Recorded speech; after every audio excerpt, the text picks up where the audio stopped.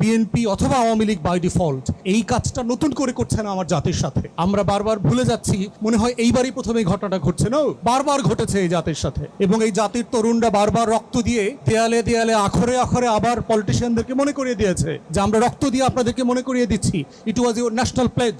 এত লেভেলের হীনমন্যতা। আমার লানের ফ্রেন্ড এখানে আছে শিশির, এই মামলার সাথে জড়িত ছিল। সে জানে যে বিএনপিকে হাত পাও ধরা হয়েছে সালাউদ্দিন কাদের চৌধুরীর ব্যাপারে স্টেটমেন্ট দেওয়ার জন্য, তারা দিতে রাজি হয়নি। সেই যে ফাহিম ভাই সাক্ষী, আমি ফাহিম ভাইকে বলেছি বিএনপি এই সনদ বাস্তবায়ন করবে না। জিজ্ঞেস করেন, নির্বাচনের আগে বলেছি। কমিশনের মিটিং চলা অবস্থা আমি ফাহিম ভাইকে বলেছি বাংলাদেশের যত সিভিল সোসাইটি মেম্বাররা আছে না, খুবই আশাবাদী, রেভলিউশনারি, এইটা হয়ে যাবে সেইটা হয়ে যাবে। আমি বলছি আমার নামে লিখে রাখেন বিএনপি এই সনদ বাস্তবায়ন করবে না। সুজনের মজুমদার ভাইকে বলছি, শহীদুল আলম ভাইকে বলছি, ওনারা আমাকে নিয়ে হাসাহাসি করতো, তুমি বেশি এই সেই রেভলিউশনারি কথাবার্তা বলো। এবার সিচুয়েশন হ্যাজ চেঞ্জড, কিন্তু বাস্তবে তাই হচ্ছে। বিসমিল্লাহির রহমানির রহিম। জাতীয় নেতৃত্ব